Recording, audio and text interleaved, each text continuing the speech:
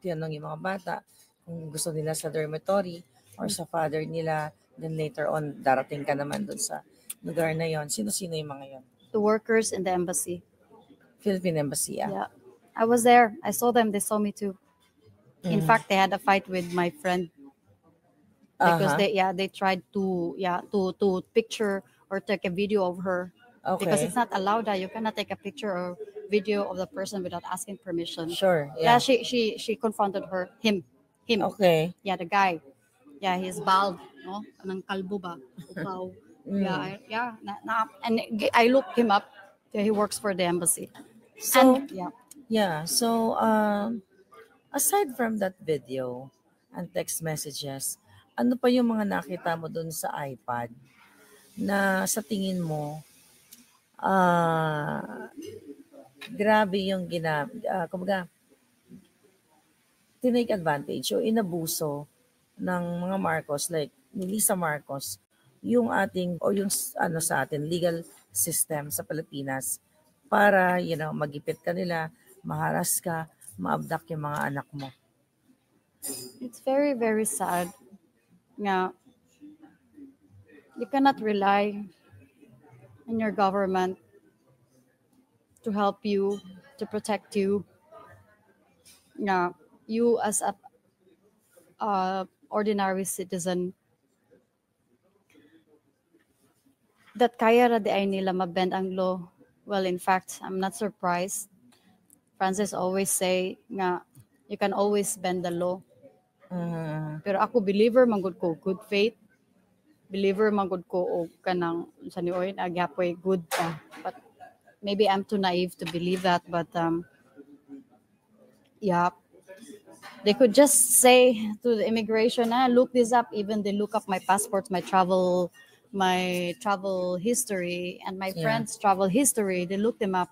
It's not their right. Written sa notepad, diba? Ang kada office naman yung notepad. Here, napagani footnote nga, integrity. There was an integrity, and I look it up. It's the Department of Immigration. Yeah. So, lahat, so naniniwala ka na based on those messages na nakita mo sa iPad, na si Lisa Marcos ay part talaga nitong pag-fabricate ng crime laban sa'yo na ginawa ni Francis, talagang nakakalungkot na yung Philippine government walang maitulong sa people like you. But sa halip, nakipagsabuatan pa.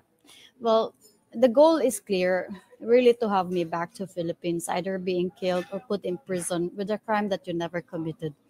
Yeah, it's like a form of, it's a style, not just a revenge, but also to keep you silent, to intimidate you, to not to talk in public. The thing is, I'm so tired and sick of this. They hurt my children. My lawyer, I remember my lawyer kept asking me, Sheena, where did you get the strength? And I said, do not ever underestimate the strength of a mother. Yeah. Ang iring nga, di ba? Yung hilaptan ni mong mga kuting. Ang iring, di ba? Ang brason ganini ka, anak, hilaptan ni mo. Kita pa ba human being? No? Ako lang good. Nganong wala ko mahadlok because, you know why? I really thought in Istanbul nga mamatay nako. I prepared all my will. I prepared na all my statements. I-prepare na nako po ang protection in case nga I won't make it on time nga maka-ask ko protection nga mamatay nako. I want the world to know and my children to know as well the truth and na unsa nahitabo nako. And I submitted it to all my friends all over the world sa ako ang kaso. At that time po, dili pa ko ato convinced nga mag-file ko protection because I was hoping ba nga muatras gani sila ba nga kana tigil na sila ba, okay, we leave you in peace, Sheena.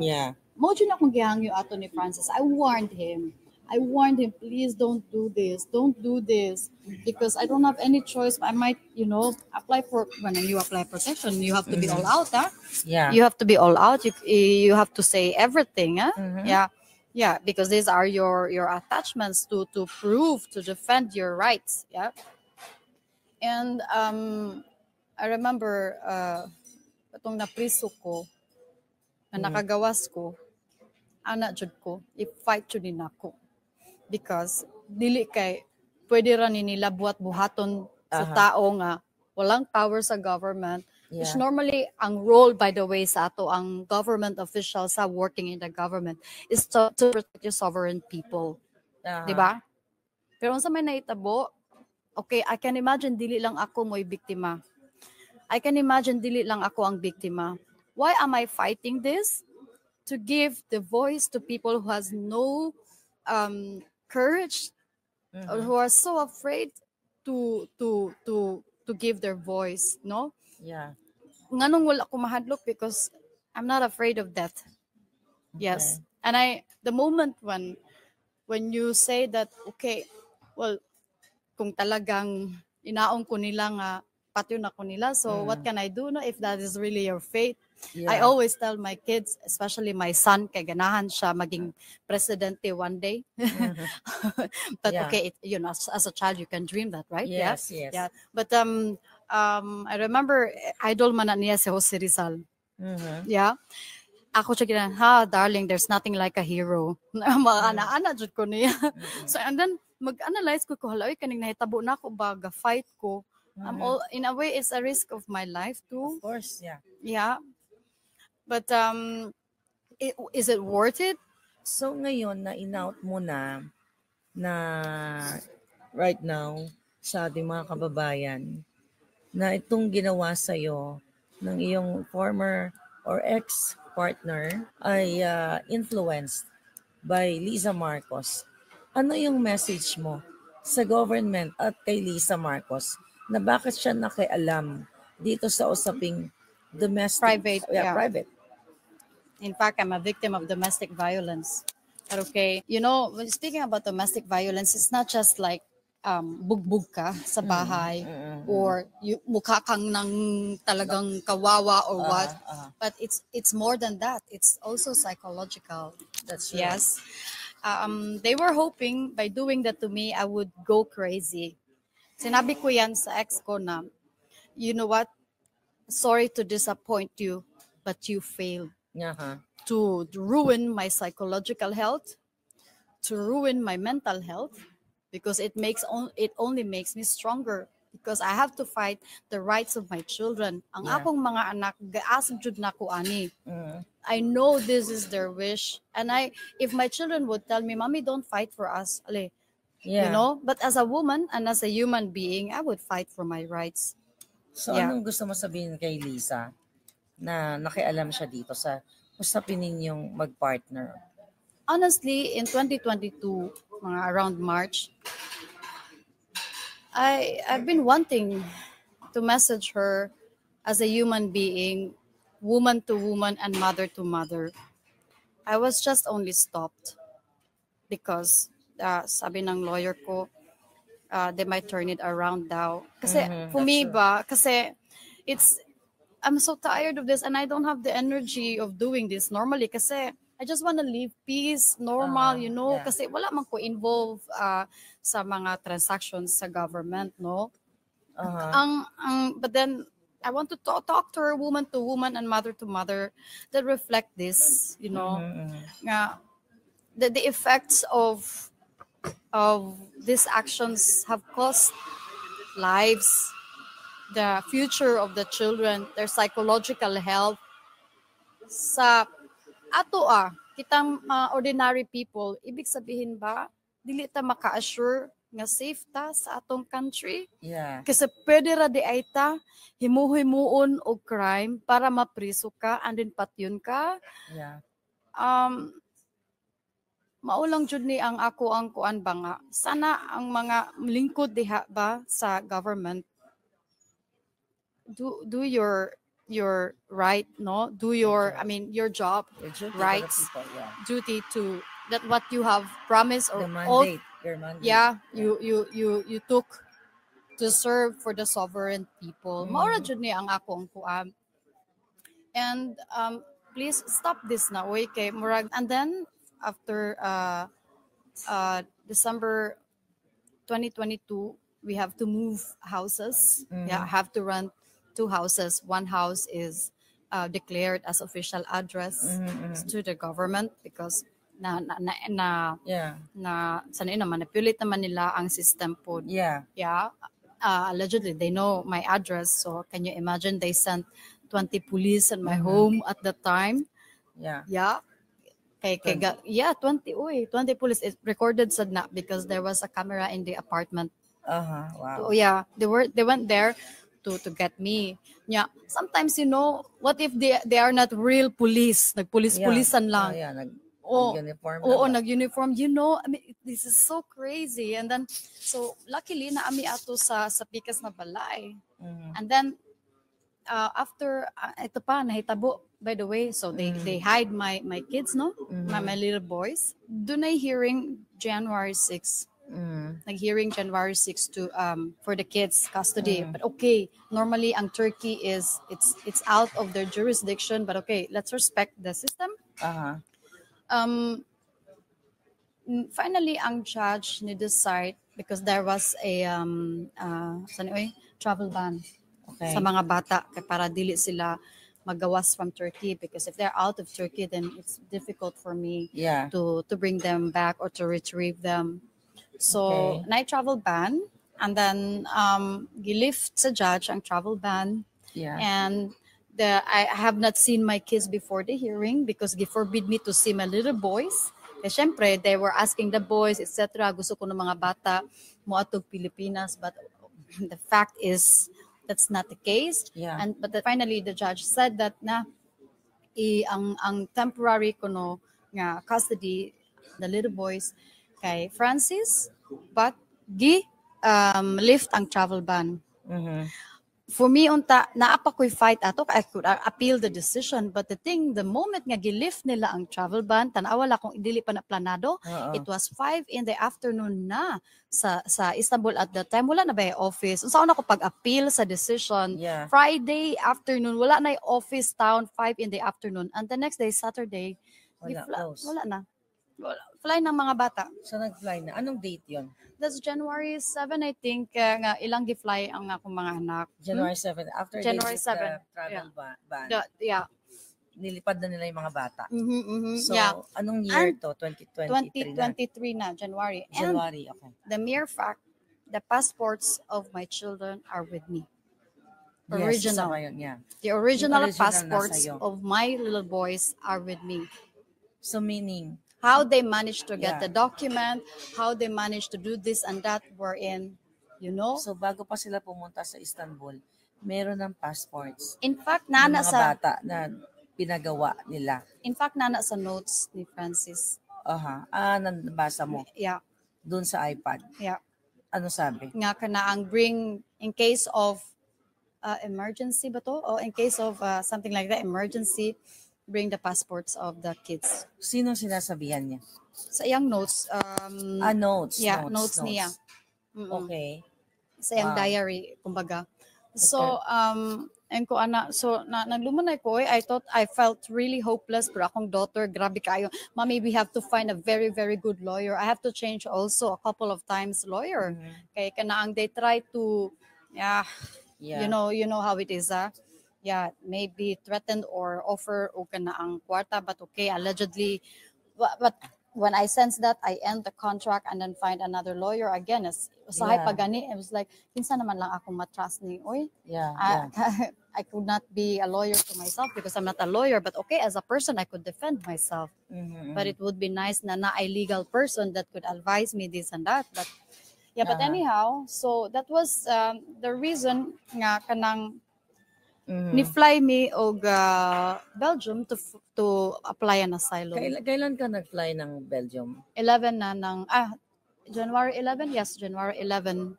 No, 2023, yes. So meaning, nung in-abduct na nila, naging successful sila na-extract nila yung mga bata.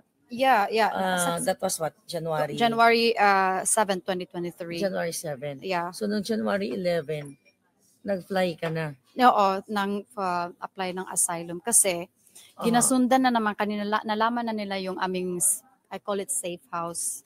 Yeah. Okay. Yeah, nalaman nila, gisundan na naman kami, gi-record sa Putunako. Yeah, gisundan na sad me. So we have to leave again midnight, you Grabe. know. Kanang bisag asa na lang ko mag-ask help sa mga drivers. Ako makaila, please, can I stay in your home? Kaya na ang pero I could not stay longer because I don't want also to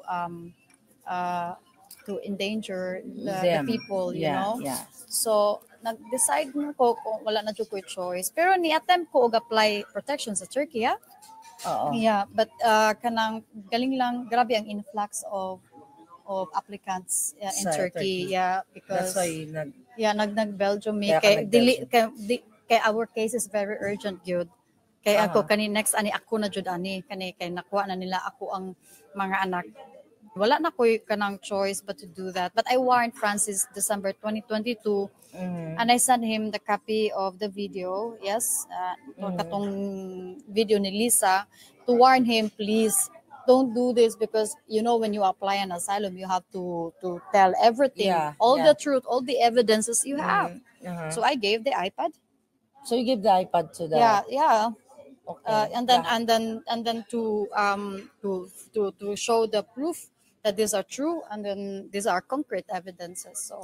So ano pa yung mga nakalagay doon sa iPad? Aside from that, yung plan sa'yo, sa mga anak mo, meron ka pa bang pwedeng i-share na sa tingin mo na makakatulong na malaman ng mga Pilipino?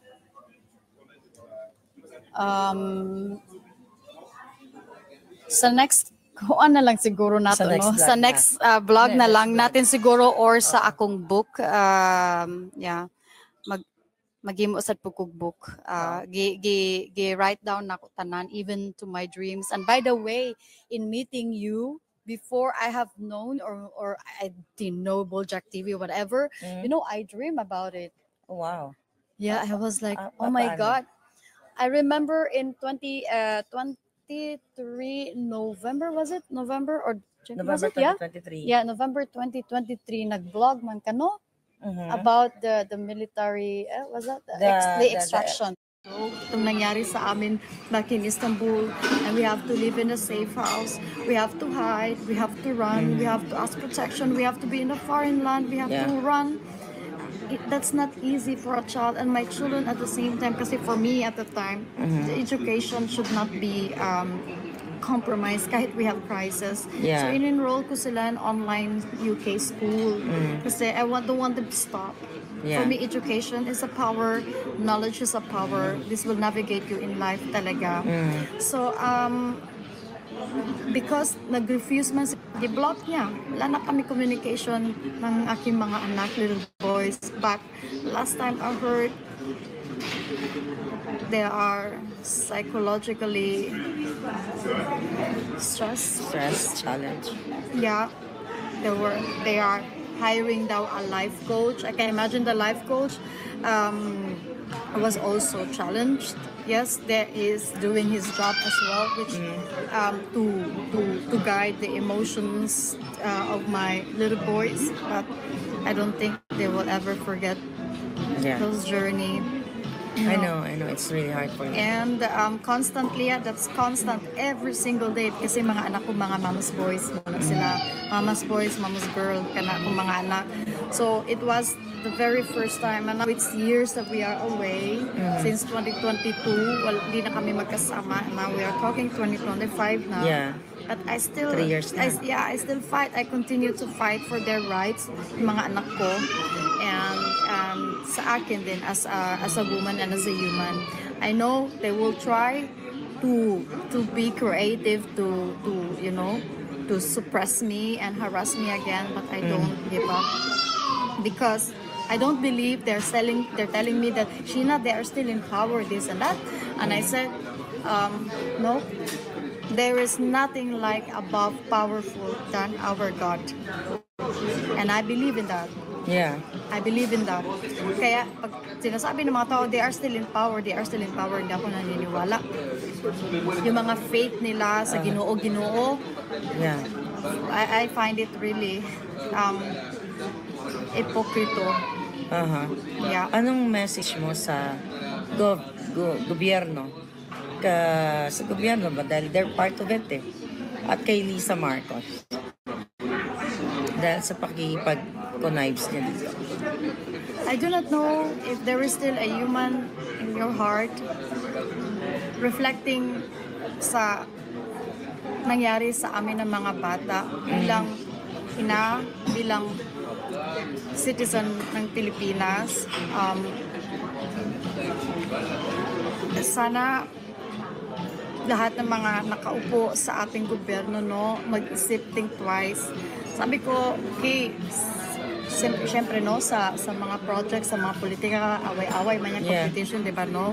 Pero wag naman sana gawin yan sa mga vulnerable people na wala man lang kalaban-laban, you know? Ang laban ko lang talaga ay katotohanan at yung justice. At me bilang ina, I'm very strong at that. Yeah. I'm really fighting for my children. Sabi ko nga sa parents ko, kahit ikamatay ko pa to fight my children, I would do that. And my children will know this. And that I'm hoping that they will also continue doing that but during their time na talagang to fight for their rights and what is good and just. Yeah. So I'm saying this, kimuana man na si, I remember Francis magsulti na siya sa ako na you're too righteous. Nga na, sabi ko, it's not about that. I think it's ethics, no? O kanang decency, okay, sa imuhang principles. Kaya ako maniwala man ko, tuog yapon ko sa good and faith. So, anong gusto mong malaman ng taong bayan, ng Pilipino, dito sa harassment na ginawa sa'yo in connivance nga with the government? Ano yung panawagan mo sa kanila? Kasi I believe hindi lang to sa'yo nangyayari. Sa akin nangyayari din. So, but let's talk about your case. So, anong gusto mong maintindihan ng ating mga kababayan? Alam mo, nag-contemplate ko ba na I always tell my son that there's nothing like a hero. Pero in fact, you know, I'm not claiming we are a hero. No, it's not about it. Pero kana ganing you are fighting for your right. For me, please fight for your rights. It is your right. Life is a gift, and it's not given not just from your parents but from our God. Yeah, I always say life is a gift. You nurture it, you know, and then fight for it. I know it's very easy to say this, even for me, kasi di sa pagkukatuo nga nakasurvive ko ani. But it's a constant battle, yes. But really hold on to your faith and do not be afraid, because fear, the moment you feel fear, if you are scared, takot ka, then you're imprisoned to it. You're in fact in jail. When you feel afraid, kung takot ka lagi. I'm not saying this na hindi ko na-experience yan. Na-experience ko yan. Natakot ako, nginig ako, you know? Kasi baka dito ganyan, papatayin nila ako dito, ganun. Really, wag kayong matakot. Yeah. Kasi marami tayo. I know it's really sad, journey for you. As a mother, nararamdaman kita. Ano yung message mo sa mga anak mo, sa 2 boys mo na years na hindi mo sila nakapiling? I'm gonna say this in English because they could not fully understand Tagalog. Sweetheart, I always call them my heart. I know you long for mommy. I long for your hugs too. I long for your touch, and I know you always want to sleep with mommy and feel mommy. I constantly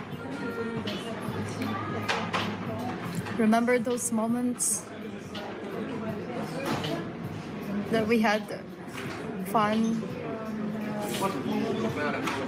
We were never separated. We traveled together. But don't give up, sweetheart. I want you to know that mommy is fighting, as you asked me before. Mommy, remember when we spoke on the phone, you said to me, mommy, you will never give up, right? Mommy, you will never give up, right? I don't give up, sweetheart. I would like you to know. Yes, Anaya and Sean knows this. Mommy will never give up. We will be together again. Please hang on and hold on, okay? Sweetheart, Mommy is okay here. We miss you constantly. We think of you constantly. We really pray that one day we will be together again. Yeah. Please don't give up. Have hope and faith. Mommy is constantly fighting for you, for us to be together again, okay? And I keep myself alive. We continue our life here while we are still fighting for you guys, okay? I can't wait to see you again and hug and kiss you, my love.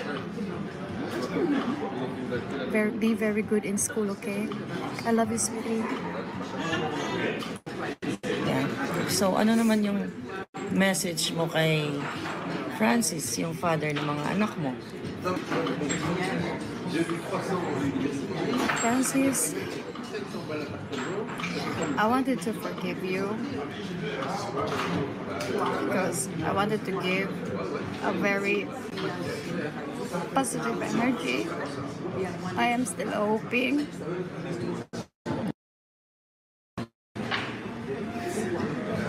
you wake up one day to stop all these things.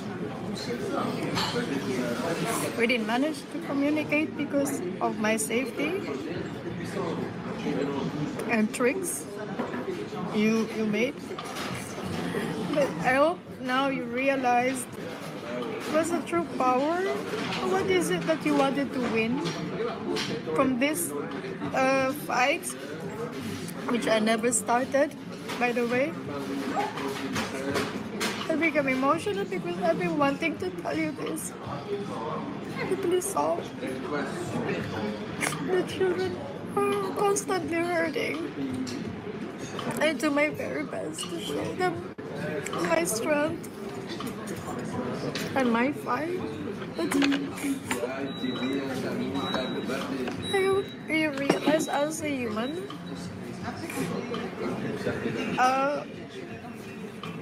no.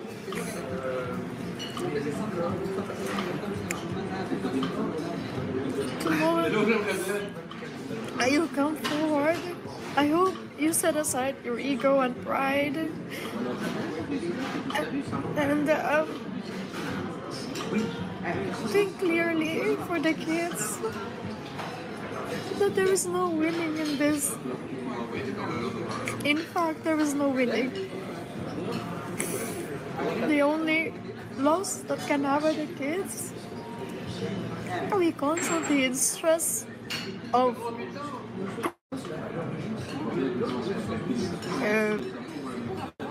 not because you are Francis or my ex, but I still pray that you will come to your presence of mind as a human and realize all these things. It's not a shame to claim our mistakes. I had mistakes too. I'm not a perfect person, but I do my best as a mom to our kids. I pray for you because for me it's a form of strength that sending you this energy to stop all these things. And that despite for whatever it is that you have to forgive, and I would like to tell you that I forgive you too. I think it's the only way that I could cut these cords is to forgive you. But that doesn't mean if you do not stop, I won't also defend my rights and my children's rights. Okay? Mga palangga, dinayo ko talaga si Sheena dito sa Belgium kasi gusto ko siya ma-meet in person at marinig yung story niya. Pasensya na medyo pause ako ngayon. I don't feel good but kasi ang lamig dito, grabe. But thank you so much dahil binigyan mo ako ng time at nakilala kita. mo, ayaw pakabog. So, thank you so much. No, thank you very much for fighting the vulnerable people, for fighting what is right and just. I'm really truly honored that you were taking my story seriously. You have not known me yet when you received this from whistleblower, and you can just imagine how it is. And thank you so much for feeling that. Stay strong, like you. Yeah, stay strong. It gives me strength knowing people that also fighting, that they are not scared. I know there's a lot of us, a lot of out there. Don't be scared. Yeah, thank you, Sheena. Once again, Miss Sheena Makapinig. Hindi na siya distressed mother ngayon. May pangalan na siya. Thank you again. Once again, thank you. So, see you next time, mga palangga. And so, I hope masimulan niyo po yung yung kwento. Pero yung karamihan sa inyo na nagpa-follow sa akin, alam na yung storya niyan. Actually, millions of millions na yung mga views nung iyak ng mga bata, yung video ni Lisa. Yan po yung mga dahilan kung bakit katulad ni Sheena ay tina-target na ako ng gobyerno ni Marcos na gusto akong ipagorgor. Dahil dito sa mga expose natin, dahil wala nang malapitan ang ating mga kababayan para tumulong sa kanila. Katulad kay Sheena, kung naabutan ninyo, na humingi siya ng tulong sa Department of Foreign Affairs kay Teddy Boy Locsin nung time na yon. Panahon pa to ni Pangulong Duterte actually. Pero hindi natin alam, nagta-transition na pala sila si Locsin at yung kanyang asawa sa pakikipag-conspire dito kay Lisa Tanas. Kaya naman, no wonder na appoint si Teddy Boy Locsin as ambassador dito sa Europa, di ba? So, yan po. At hindi tayo nagbibili dito ng kasinungalingan. Ito dapat yung iniimbestigahan dyan sa Kongreso at Senado para malaman na si Lisa Marcos, si Marcos Jr., ang tunay na kidnapper. May president na si Sheena. Now, ako gustong gorgorin si Pangulong Duterte. Yan po yung katotohanan. Kaya naman talagang galit na galit sila sa aming mga anti-bangag vloggers at kayo mga kritiko dahil ayaw nilang ipaalam sa inyo kung anong tunay na gaano ka walang hiya itong gobyernong mafyang mga bangag. Okay? Ngayon, mga kababayan, kaya nga sabi ko sa inyo, itong paglabas ni Sheena, ang tagal niyan kasi ang sabi ko sa kanya, that was kailan pa natin ito nilabas, 2023. Nung itong recently na nakausap ko siya, na gustong-gusto ko siya ma-interview, before that, nag-aalangan pa siya. But nagdesisyon nga siya na kailangang malaman ng taong bayan. So, sino po ang nag-fake news dito? Hindi kami o itong bangag na gobyerno? Wala pong matinong nanay. Katulad ni Sheena, nasasabihin niya, nagagawa siya ng mga kwento kung ano-ano para sabihin na si Lisa Marcos ay kidnapper kapalit ng buhay niya. Wala pong matinong tao katulad ko, katulad ni Sheena, nagagawa ng kwento dahil gusto mo lang magpa-cute or what? O magpa-viral? Hindi po ganun. Katotohanan ang ibinibigay natin sa inyo. Sa ngayon, ay nasa Belgium nga siya, at katulad ni Spokes Harry Roque, ay nag-seek siya ng asylum status sa Belgium. Okay naman siya, pero ang alam ko ay kasi constant na yung communication namin since na-interview ko siya. Later, magpo-post ako ng picture namin together. After nito, hinahabol-habol pa rin siya. When I say hinahabol-habol, pinasusundan, hinahunting pa rin siya kahit sa Belgium. Makapangyarihan ang pera ng bayan na ninanakaw ng gobyernong bangag. At sa hindi nakakaalam, i-google nyo na lang, si Francis Lloyd Tichua ay mayroong billion-billion contract na nakuha ngayon dito sa gobyerno ni Marcos. So you just connect the dots. Napakatalino nyo ng mga mamamayang Pilipino para hindi nyo maunawaan yung nangyayari sa bayan. Ang tunay, ang nanay na nagpatotoo, na nagtanim, pinat ng mga kaso ang gobyerno ni Bangag dahil nakipag-conspire sila sa kanyang former partner. Imagine nyo, yung passport niya, sabi niya kanina, hawak niya. Pero na-vlog ko na to dati. Tapos bago pa sila pumunta sa Turkey, gamit ang mga legal papers but it was fabricated meron ng extra passport yung dalawang mga bata to extract. Tao yan. Tao yan ano yun, AI ba si Sheena? Para hindi dapat bigyan ng pansin ng gobyerno natin. Pero wag na po tayong mag-expect na magkakaroon ng fair investigation laban dito. Laban sa mga Marcos, sa mga bangag. Kasi wala na pong hustisya sa Pilipinas. Diktador kasi ang gobyerno ninyo. Kaya ako, katulad ni Sheena, na hinahunting, hindi din ako takot mamatay. Di ba? Narinig yung sabi niya. Hindi nga niya akalain na makapag-survive siya sa ginawa sa kanyang panggigipit, ginawang harassment. Na-mention niya naman na lahat yan. And pasensya na kayo kung Bisaya. Nahirapan talaga siya magtagalog mga palangga. But I will ask her next time na magtagalog ba. So yun. Nasa inyo pong mga kamay. Hindi ko kayo pipilitin na maniwala kayo or manood kayo sa akin. Gamitin nyo lang yung puso nyo bilang Pilipino, bilang nanay, bilang tao. Gamitin nyo rin yung utak nyo kasabay ng puso nyo. Then you will decide kung si Marcos Jr. ba at si Lisa Tanas ay tao sila. Hindi na po sila tao sa nangyayaring ginagawa sa atin. Hindi sila tao, demonyo sila. So yes, looking forward sa ating mga kababayan. Nandito po ako sa the Netherlands na nagpapakita ng suporta not only for President Duterte, na kinidnap din ni Lisa Marcos at ni Bangag at mga kasabwat nila. Illegal na pagkanulo, okay, sa ibang lahi. So, I'll see you soon sa ating mga kababayan dito sa Europa. I hope to see you guys anytime, any day. Kung tayo ay magkasalubong sa pakikibaka, huwag po niyong sukuan ng inyong bayan. Katulad ni Sheena na nasa ibang bansa si Sheena, ang reason niya kasi ay gugurgurin din siya sa Pilipinas. Ako naman, bago itong mga threat na ito, dito na rin, dyan, nasa US naman na talaga ako.